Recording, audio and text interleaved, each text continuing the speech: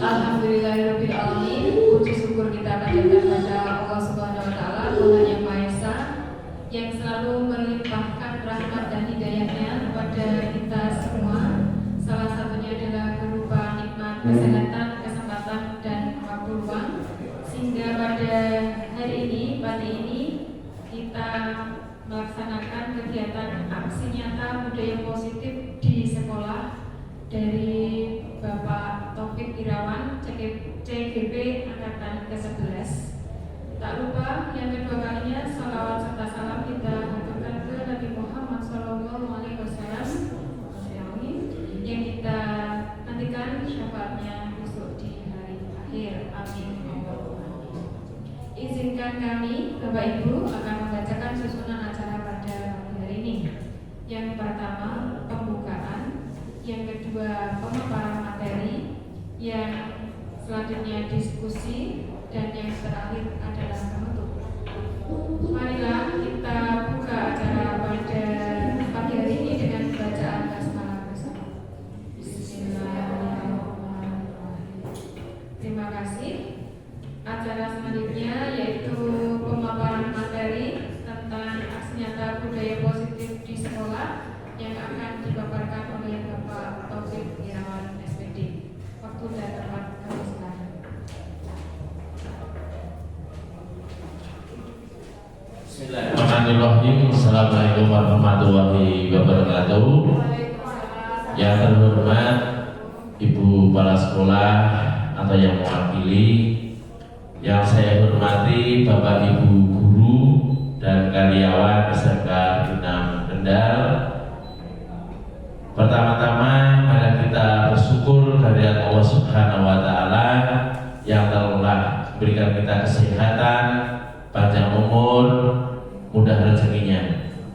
Sholawat dan salam kita aturkan kepada Nabi Agung Muhammad SAW, yang dimana saatnya kita nantikan di yaumul qiyamah. Amin. Bapak Ibu sekalian, pada pagi hari ini Bapak Ibu untuk bisa berkumpul di ruangan ini untuk bisa mengikuti diskusi bersama tentang adanya budaya positif di sekolah.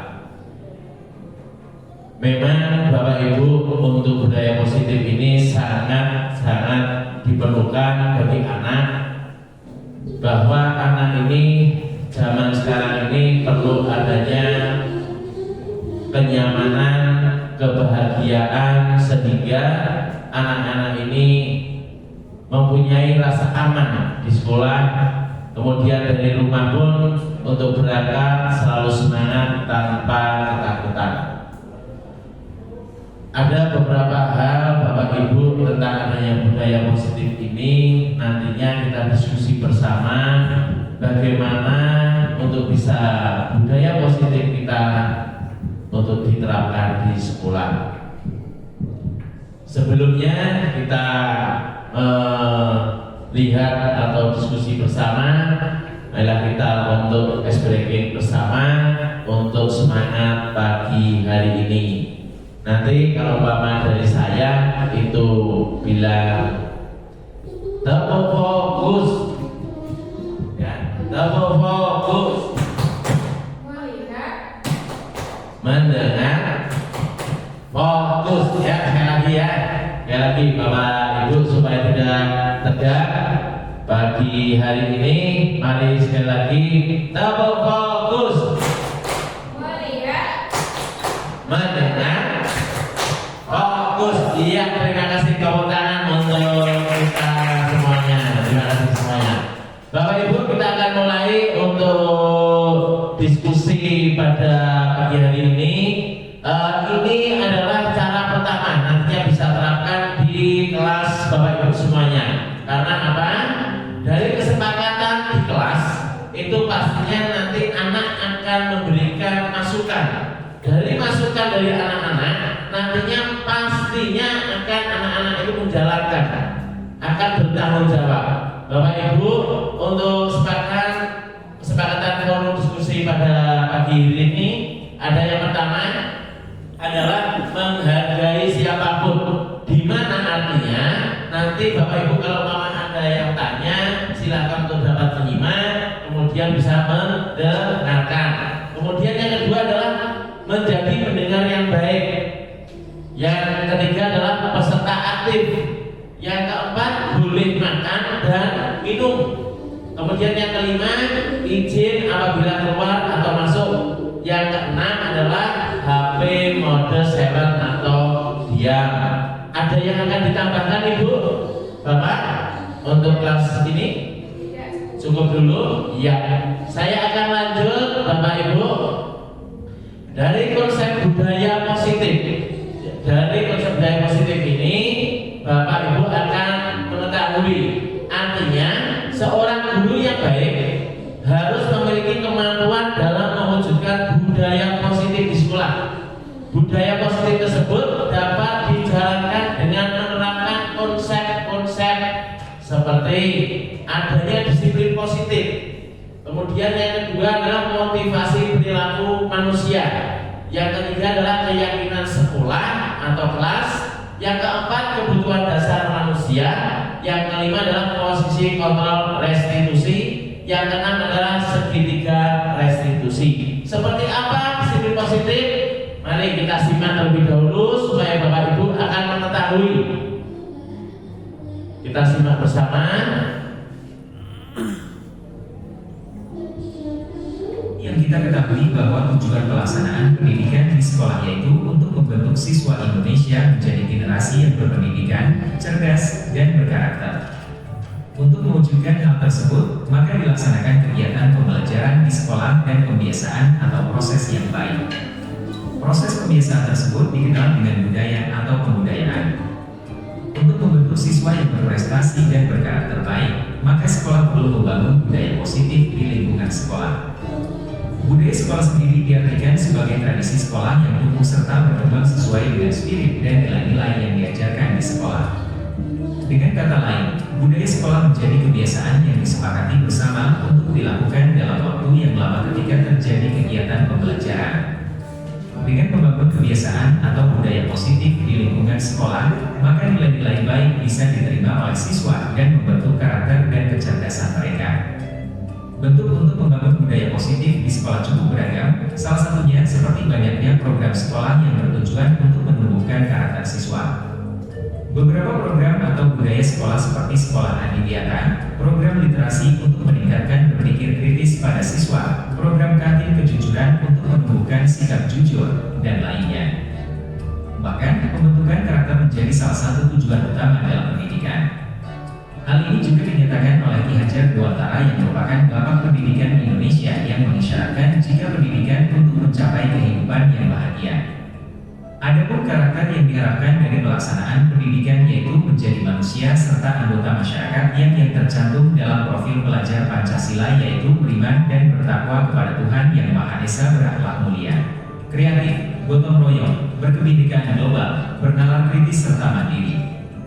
Ada banyak budaya positif yang seharusnya diterapkan di sekolah untuk membiasakan warga sekolah melakukan hal baik, memiliki akhlak, dan bermanfaat untuk lingkungan.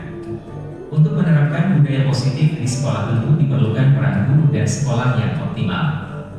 Guru bisa membangun komunitas di sekolah untuk menyiapkan siswa di masa depan menjadi manusia berdaya, bukan hanya untuk pribadinya saja tetapi berdampak positif pada masyarakat.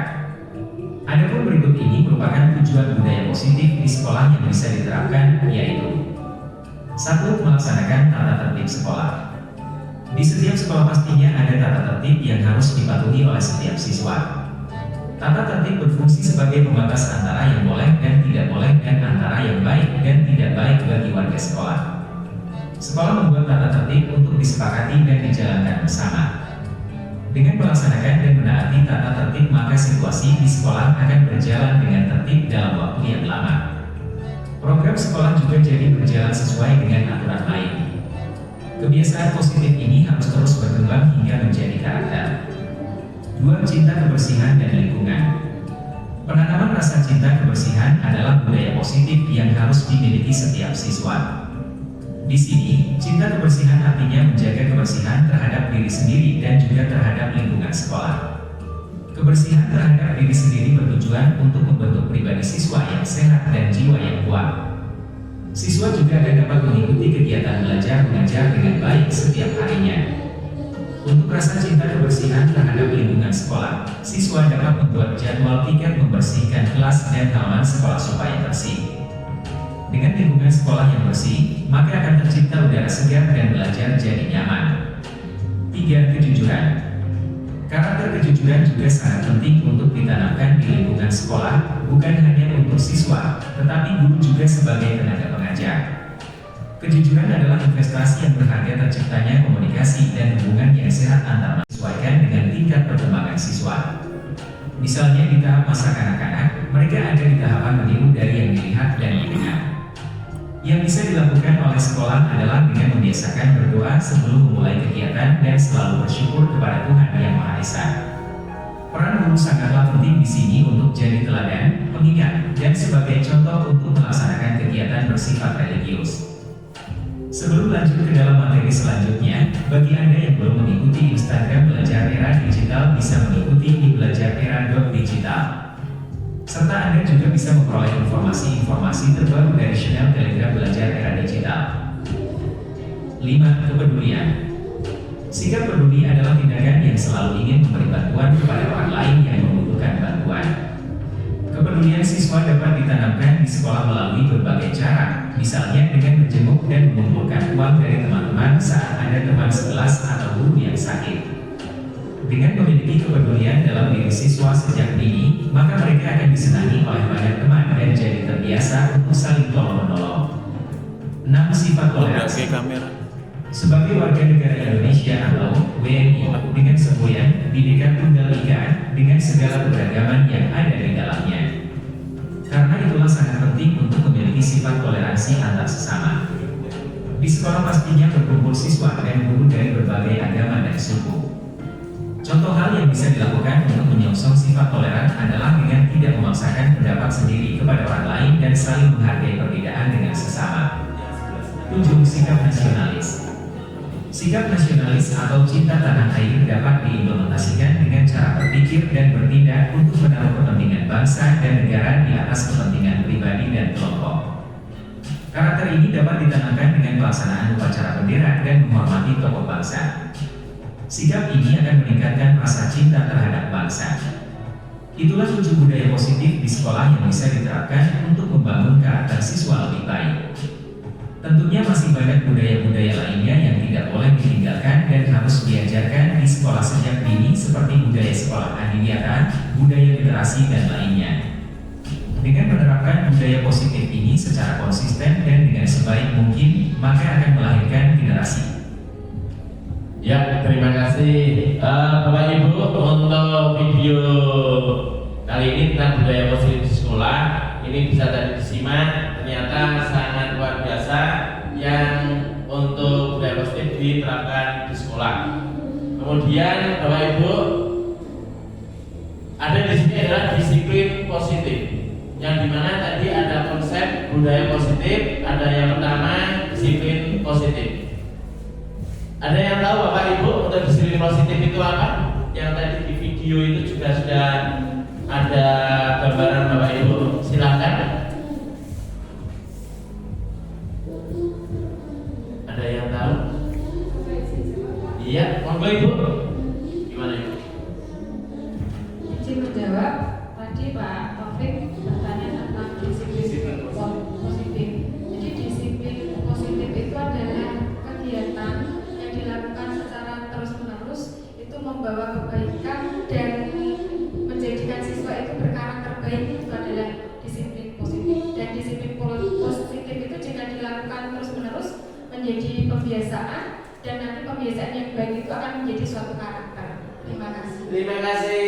Tepuk tangan untuk Bu Susi. Terima kasih. Itu Ibu untuk hadiah. Ya, betul sekali yang dikatakan dari Bu Susi untuk masalah disiplin positif. Ada yang lain? Tadi video sudah saya lihatkan. Kita akan ke berikutnya. Sebelum saya akan jelaskan dengan disiplin positif, kita akan melihat bersama-sama karena di disiplin positif akan terkandung dengan profil pelajar Pancasila. izin Bapak Ibu untuk bisa nyanyi bareng ya.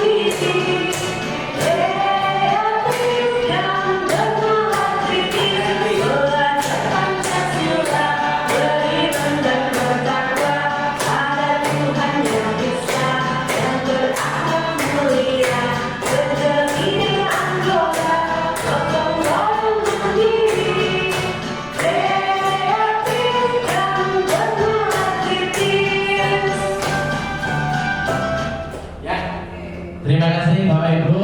Nantinya Bapak Ibu kalau umpama lupa apa sih di profil pelajar Pancasila, ini bisa nanti ingat pada waktu Bapak Ibu nyanyi pada pagi hari ini ya. Ada pelajar Pancasila itu ada beriman dan bertakwa, kemudian dan berakhlak mulia, berbudaya global, gotong royong, mandiri, kreatif dan bernalar kritis. Terima kasih. Saya akan lanjutkan tadi dengan masalah disiplin positif.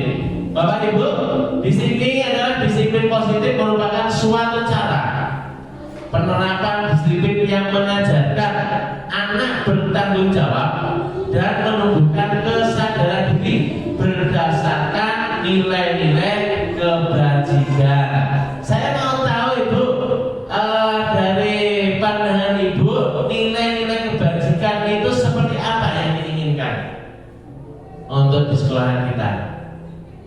Untuk anak-anak kita, ada yang mau berikan masukan nilai-nilai kebajikan?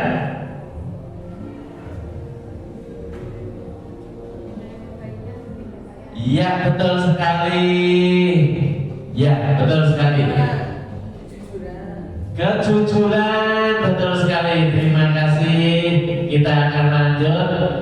Untuk Bapak Ibu, disiplin positif ini dan disiplin positif lebih ke arah disiplin diri yang dapat mengontrol diri dalam melakukan segala tindakan ya, dari anak-anak ini supaya apa yang dilakukan ini bisa mengontrol ya, tidak gegabah yang dilakukan. Kemudian yang selanjutnya adalah disiplin positif. Disiplin diri dapat membuat murid memahami dan menyadari berdasarkan motivasi internal, bukan akibat paksaan, pujian ataupun hukuman. Yang dimana Bapak Ibu biasanya anak-anak itu untuk berangkat kemudian belajar ini dari anak-anak itu merasa takut. Kalau enggak, dari anak-anak itu ingin mendapatkan pujian ataupun penghargaan. Kita akan melihat dari video ini nantinya Bapak Ibu bisa menggambarkan seperti apa sih budaya positif yang nantinya kita akan terapkan di sekolahan kita.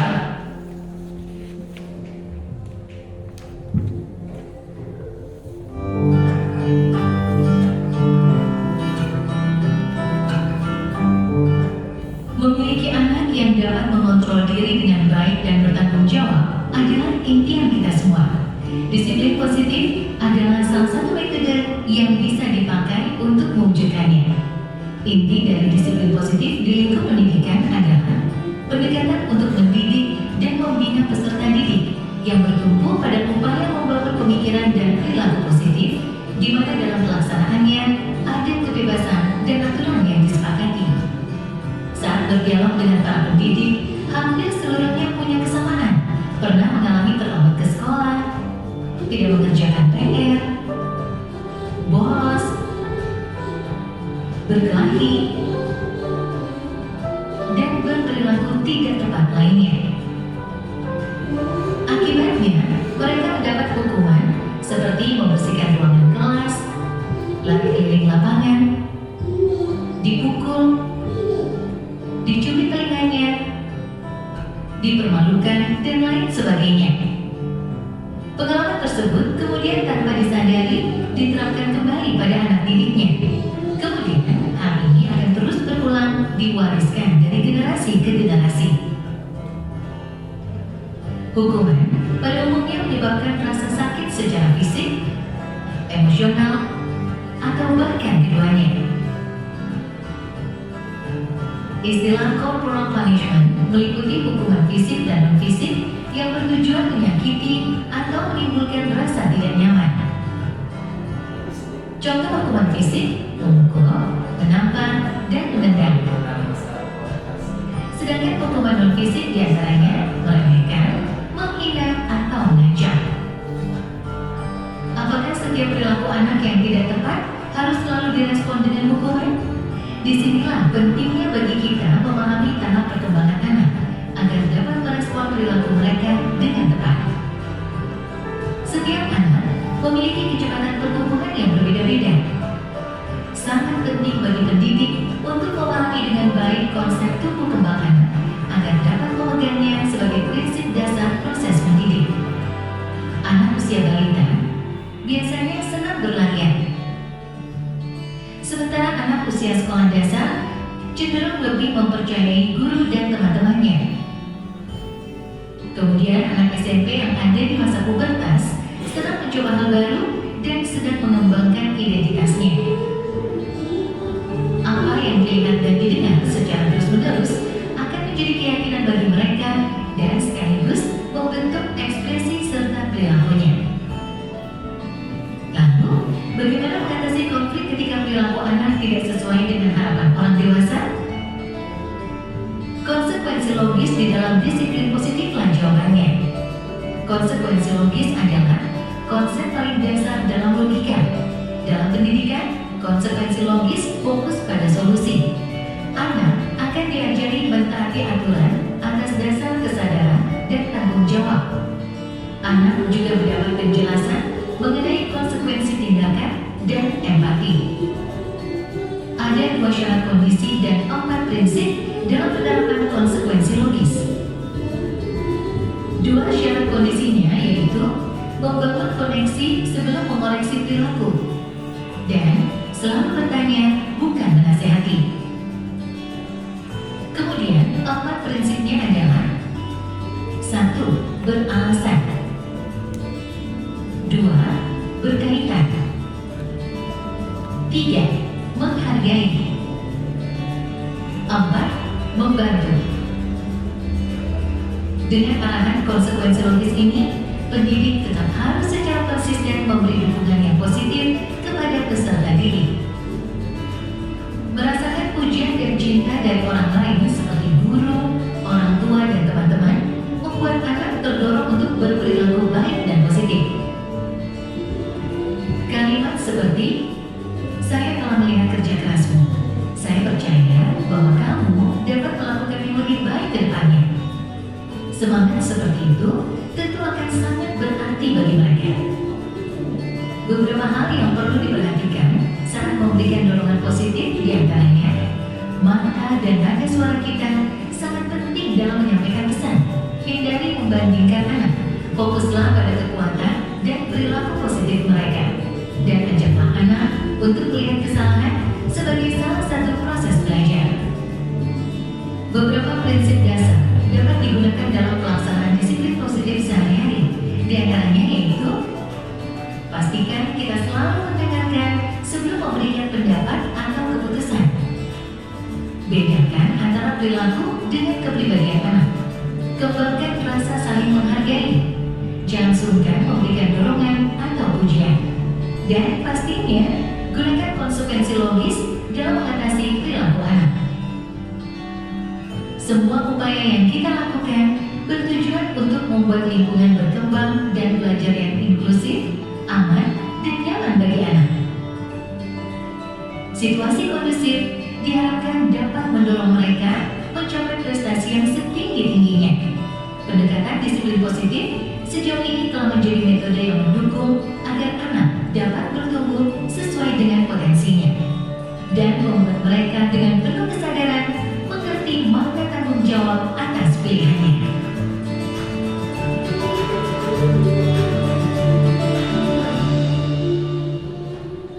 Ya, itu dari Bapak Ibu tentang ada budaya positif. Ternyata anak zaman sekarang ini beda dengan yang dulu. Kita memberikan budaya positif di sekolahan, ini memberikan motivasi kepada anak, memberikan pujian bagi anak supaya anak merasa aman, nyaman, dan bahagia. Selanjutnya Bapak Ibu, ini ada motivasi perilaku manusia. Bapak Ibu, pastinya Bapak Ibu punya juga motivasi.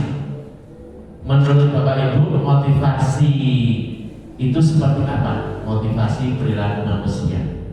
Apakah Bapak Ibu pada waktu dari rumah mau berangkat sekolah itu takut akan dapat hukuman dari ibu kepala sekolah, ataupun Bapak Ibu berangkat itu hanya ingin dipuji sama teman-teman ataupun dari kepala sekolah? Menurut Bapak Ibu bagaimana untuk motivasi dari Bapak Ibu untuk dari rumah mau berangkat ke sekolah? Ada yang bisa? Ya, betul sekali Bapak, betul sekali. Ya, dari motivasi betul sekali untuk berangkat karena amanah, untuk bisa bekerja dan bisa menuntut, kemudian menghambat pada murid. Kemudian selanjutnya ini adalah 3 motivasi perilaku manusia. Ada yang pertama adalah untuk menghindari ketidaknyamanan atau hukuman. Apakah di sini Bapak Ibu seperti ini? Atau yang kedua, untuk mendapatkan imbalan atau penghargaan dari orang lain. Apakah seperti ini? Tidak kan? Nah, apakah nomor 3 ini untuk menjadi orang yang mereka inginkan dan menghargai diri sendiri dengan nilai-nilai yang mereka percaya? Bapak Ibu, kita sebagai pendidik, tahta paling tinggi itu adalah apabila murid itu menantikan kedatangan kita, kedatangan guru. Murid menantikan kedatangan kita. Selanjutnya, dari keyakinan sekolah atau kelas. Yang pertama, guru berperan dalam mewujudkan terbentuknya keyakinan sekolah atau kelas dengan adanya kesepakatan antara guru dan murid. Maksudnya di sini Bapak Ibu supaya nantinya di dalam kelas pembelajarannya itu asik, menyenangkan, nantinya Bapak Ibu juga bisa menggunakan tentang keyakinan kelas. Nanti Bapak Ibu bisa menuliskan, nanti anak bisa maju. Nah, nantinya dari anak ingin menulis keyakinan kelas, aturan kelas, nanti bisa akan dijalankan dengan sukarilanya anak-anak tersebut karena tidak dapat saat itu. Kemudian yang kedua adalah keyakinan sekolah atau kelas berupa pernyataan-pernyataan universal yang mudah diingat dan dipahami dan harus diterapkan di lingkungan sekolah. Dari anak-anak juga nantinya itu bisa mengingatnya setelah anak-anak membuat, kemudian ditempelkan ataupun ditulis nantinya kesepakatan kelas itu bisa nantinya dibuat, tempelkan di tembok supaya anak-anak bisa tahu pada waktu ada kesepakatan kelas. Yang berikutnya adalah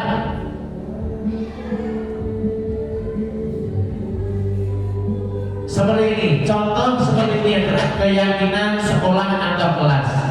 Umpamanya Bapak Ibu di kelas, setiap anggota kelas perlu, nah nantinya ada murid maju pakai kertas ataupun tulis. Umpama setiap anggota kelas perlu belajar, kemudian senang, nanti anak-anak bergiliran untuk maju. Disinilah ada kesepakatan kelas. Kemudian nantinya juga terhadap teman nantinya anak juga maju, ya untuk maju. Nanti akan juga akan menulis masing-masing. Contoh, kami meyakini dan menghargai bahwa sangat penting untuk menghormati orang lain. Berarti satu kelas ini akan saling menghargai dan menghormati sama teman. Gitu. Paham semua itu, Bapak? Iya. Kemudian selanjutnya adalah kebutuhan dasar manusia. Kebutuhan dasar manusia ini ada namanya bertahan hidup. Yang kedua adalah kasih sayang dan rasa diterima. Yang ketiga adalah penguasaan. Yang keempat adalah kebebasan. Yang selanjutnya adalah kesenangan. Saya akan jelaskan kebutuhan dasar manusia. Yang pertama tadi adalah bertahan hidup. Bertahan hidup itu ada makan, aman, rumah, kemudian reproduksi. Selanjutnya adalah kasih sayang dan rasa diterima. Di sini ada namanya teman, ada juga keluarga, ada juga teman kerja, dan kelompok di mana kita tergabung. Itu. Dan dilihat Bapak Ibu, untuk kasih sayang dan rasa diterima, sebagai guru kita dapat menerima murid sesuai dengan kodrat masing-masing, karena manusia itu unik, kan gitu. Selanjutnya adalah nomor 3 adalah kebebasan membuat pilihan. Yang pertama adalah murid diberikan kesempatan membuat pilihan dan bertanggung jawab atas pilihannya. Yang kedua adalah memberikan kebebasan, kesempatan untuk membuat pilihan, menyuarakan pendapat dengan percaya diri, memberikan kesempatan untuk mencoba hal-hal baru. Itu. Selanjutnya adalah nomor 4 adalah penguasaan. Yang pertama adalah setiap murid memiliki rasa yang kompeten. 2. Menjadi terampil karena diakui ketercapaiannya. Nomor 3 adalah didengar karena memiliki rasa dihargai. Yang keempat, memberikan kebebasan dalam hidupnya dan tidak merasa dikontrol oleh sekolah. Di sini sudah paham Bapak Ibu? Terima kasih. Kemudian yang kelima adalah kesenangan. Yang pertama adalah memberikan kesenangan di kelas. Yang kedua adalah memasukkan pembelajaran yang menyenangkan. Ini adalah hal baru dari Bapak Ibu tentang adanya posisi kontrol restitusi. Sebelum saya jelaskan, kita simak videonya untuk bisa kita pahami bersama.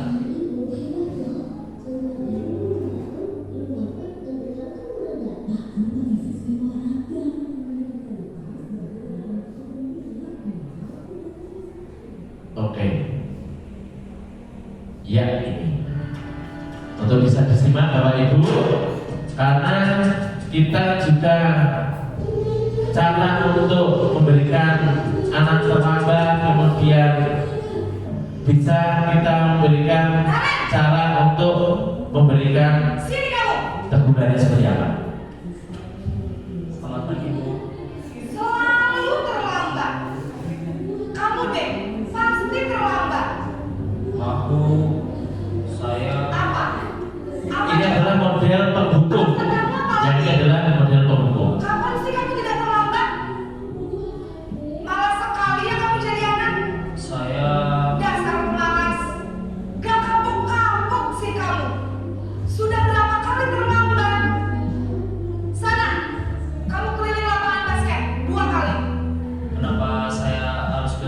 basket, Bu. Kenapa? Kamu melawan ibu? Berani-beraninya jawab. Sudah terlambat, masih berani jawab pula. Sekarang, keliling lapangan basket 5 kali sekalian. Biar kapok. Cepat. Pergi sana ke lapangan basket. Posisi penghukum biasanya berbicara dengan nada tinggi, menghardik, menunjuk-nunjuk, menyakiti, dan menyindir. Hukuman bisa berupa fisik maupun psikis. Ibu dan bapak guru hebat. Dampak yang terjadi pada murid ketika guru berada pada posisi penghukum adalah murid cenderung akan memberontak, bahkan menyimpan dendam.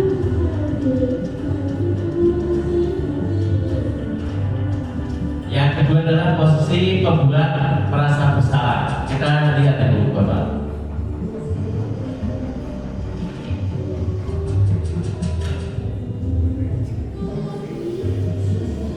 Naren!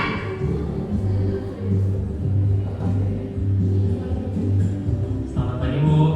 Naren. Kamu kenapa terlambat lagi, nak? Ya Tuhan, Naren. Kamu senang ya bikin ibu susah ya? Kalau kamu terlambat lagi, nanti ibu yang ditegur bapak kepala sekolah, nak. Disangka ibu tidak bisa membina kamu. Duh, gimana ini? Maaf, Bu. Duh, Gusti Naren. Kamu suka ya kalau ibu ditegur bapak kepala sekolah? Terus, sekarang ibu harus tulis apa ini buku absen? Ini kamu sudah sering terlambat loh. Ibu harus apa coba? Maaf, Bu. Maaf sekali.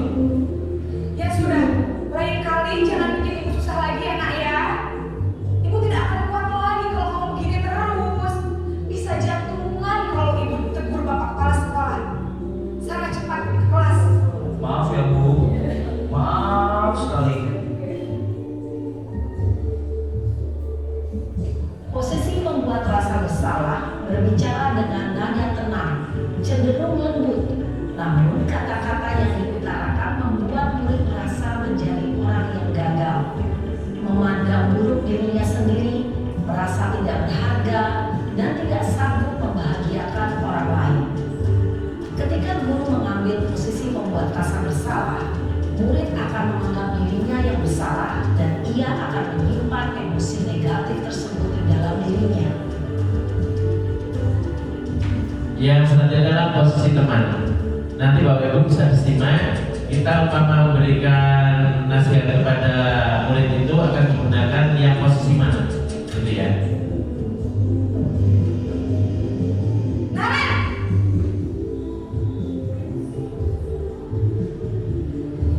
Selamat pagi, Bu. Wah, sudah jam berapa ini nak? Terlambat lagi ya sayang. Iya, Bu. Habis ibu saya lupa bangunkan saya, Bu. Kamu malah menyalahkan ibu kamu. Kamu bukannya anak yang larinya paling kencang. Kok terlambat sih? Iya, Bu. Saya memang terlambat bangun tadi. Jadi biarpun saya lari kencang, tetap gak kencang, Bu. Ya sudah sana. Nanti lain kali larinya lebih kencang lagi ya. Biar gak terlambat lagi. Bikin seneng ibu. Demi ibu. Bisa kan? Bisa lah, Bu. Ya sudah sana masuk kelas. Ibu beresin urusan absen kamu. Kamu ini ada-ada saja. Dalam posisi teman, guru berbicara dengan nada suara ramah, akrab, cenderung bersendal gurau untuk menjaga suasana tetap santai. Murid akan merasa senang, aman, dan akrab dengan guru. Identitas yang tercipta adalah identitas sukses atau berhasil. Namun, perlu diingat, karena ini masih dorongan eksternal, maka ada faktor ketergantungan dari murid kepada orang tertentu. Di sini guru absennya, sehingga di lain waktu murid bisa berperilaku baik, namun hanya kepada orang-orang tertentu saja. Ini adalah posisi pemantau atau monitor.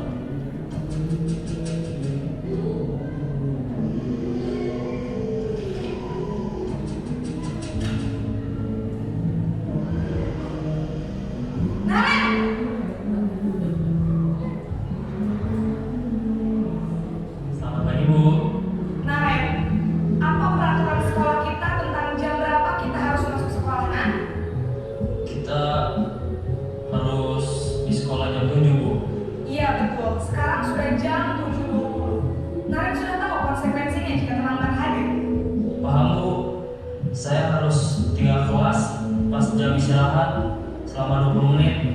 Iya benar, konsekuensinya demikian. Jadi nanti jam 9.30 pas istirahat, kamu harus tinggal di kelas, kerjakan tugas tambahan untuk ketertinggalan kamu, ya? Baik Bu. Posisi pemantau mengandalkan penghitungan atau data untuk mengontrol murid. Guru mengarahkan murid berdasarkan peraturan dan konsekuensi. Seorang pemantau menunjukkan bahasa tubuh dan ekspresi wajah yang datar dan cenderung formal.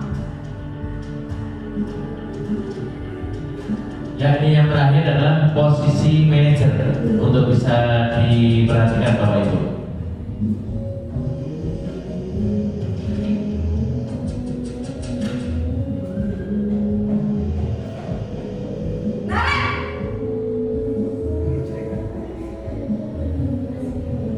Selamat pagi Bu.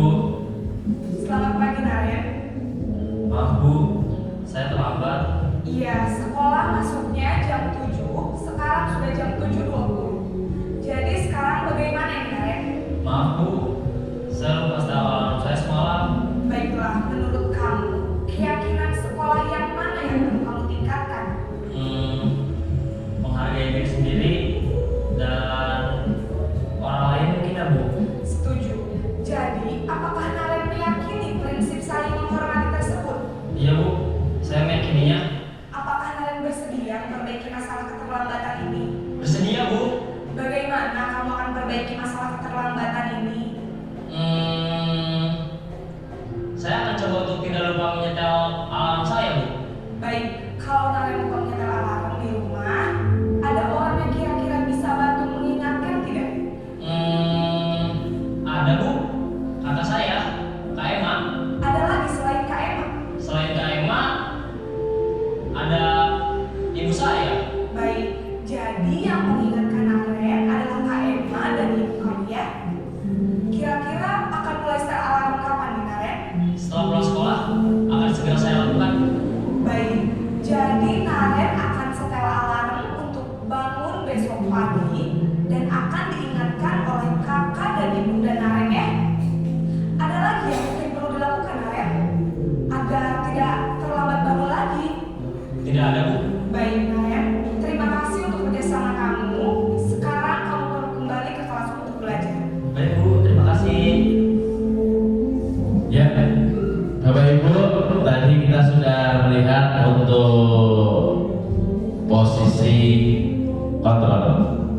Pada itu, saya mau tanya Bapak Ibu, menurut Bapak Ibu, cara memberikan nasihat yang paling baik untuk murid kita pakai yang mana Bapak Ibu? Ya, manajer. Betul sekali ya manajer. Karena apa? Sebetulnya anak sudah terlambat itu dari rumah pun atau di jalan itu sudah merasa khawatir, sudah takut sendiri. Apalagi kalau sudah kita panggil, maka seperti tadi, Naren itu pun sudah dia mengatakan kan seperti itu. Nah, kemudian untuk supaya tidak mengulangi hal tersebut, anak yang memberikan solusi tersendiri seperti itu. Yang berikutnya adalah ini juga terbaru dari Bapak Ibu adalah segitiga restitusi. Segitiga restitusi ini ada 3 Bapak Ibu, ada menstabilkan identitas. Yang kedua adalah menanyakan keyakinan. Yang ketiga adalah validasi kebutuhan. Disinilah nantinya Bapak Ibu juga akan paham lebih lanjut untuk bagaimana caranya untuk anak itu merasa bahagia, nyaman, dan aman. Segitiga restitusi adalah suatu proses dialog yang dijalankan oleh guru atau orang tua agar dapat menghasilkan murid yang mandiri dan bertanggung jawab. Yang berikutnya adalah segitiga restitusi. Saat guru di posisi manajer, aspek yang dikembangkan pada murid adalah motivasi. Murid itu butuh motivasi. Jangan hanya dihukum, tapi butuh motivasi. Ini adalah gambaran segitiga institusi yang saya bikin. Silakan untuk Bapak Ibu untuk bisa disimak.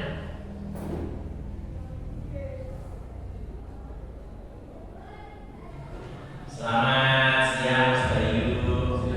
Siang Mas Bayu. Mas Bayu, Pak Guru mau tanya. Tadi Pak Guru mendengar dari tiket. Katanya kamu sering datang terlambat ya?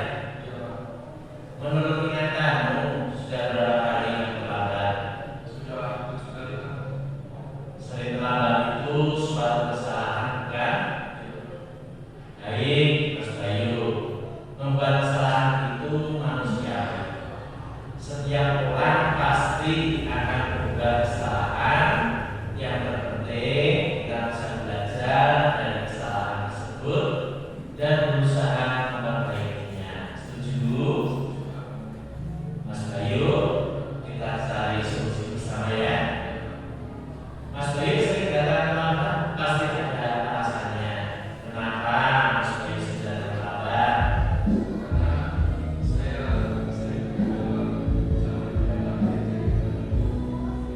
Mas Bayu tahu keyakinan kelas yang kita sepakati. Kalau datang terlambat sekolah sesuai dengan keyakinan kelas kita, tidak. Menurut kamu keyakinan kelas apa yang telah kamu langgar? Menurut kamu disiplin itu penting tidak untuk kamu? Ini Pak, karena supaya saya tidak sekolah telah waktu dan bisa menghargai. Betul, menghargai waktu itu penting dan sangat bermanfaat untuk kita. Seperti kita dapat menghargai orang-orang yang ada di sekitar, pekerjaan jadi tidak menumpuk, dan kita melatih rasa kemudian. Ya Pak, saya menyesal sudah terlambat. Saya mohon maaf saya terlambat. Ya, Mas Bayu, kamu sudah punya sikap yang baik untuk dapat meminta maaf. Menurut kamu, apa yang akan kamu lakukan agar kamu tidak terlambat lagi dalam sekolah? Saya akan tidur cepat dan tidak akan berkegiatan lagi supaya tidak terlambat dalam sekolah. Baik, Mas Bayu, kamu sudah menemukan solusinya dan Bapak akan bekerjasama dengan orang kamu supaya kamu tidak terlambat datang ke sekolah. Sekarang kembali ke kelas ya. Sama-sama. Ya, ini Bapak Ibu adalah gambaran untuk kita restitusi kontrol ya. Segitiga restitusi. Pada itu Bapak Ibu, untuk selanjutnya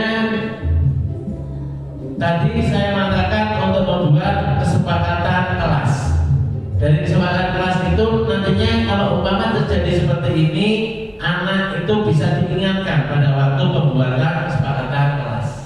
Itu. Kemudian yang terakhir adalah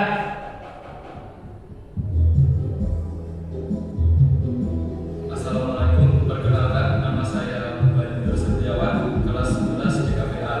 Saya senang sekali diajak diskusi oleh Bapak Guru untuk dapat mengendalikan diri dari amarah. Karena dalam kelas saya harus banyak belajar dan dapat menghormati teman-teman. ya Bapak Ibu, terima kasih sekali. Apakah ada pertanyaan atau masukan bersama dari Bapak Ibu atau berikan masukan untuk kita bersama ke depannya?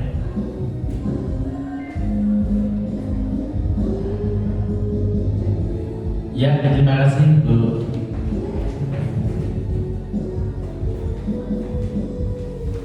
Terima kasih kepada Pak Taufik yang sudah mempresentasikan kegiatan aksi nyata budaya positif. Tadi yang sudah dipaparkan oleh Pak Taufik itu sangat luar biasa. Mudah-mudahan apa yang sudah kita dengarkan tadi bisa kita praktekkan, di mana budaya positif yang namanya budaya itu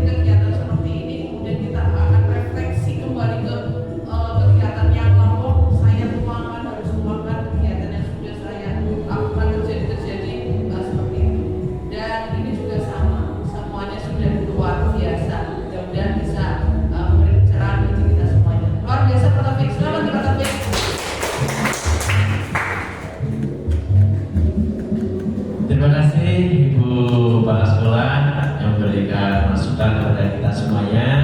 Semoga dari hal baik ini untuk disiplin positif ini bisa kita laksanakan di sekolah kita.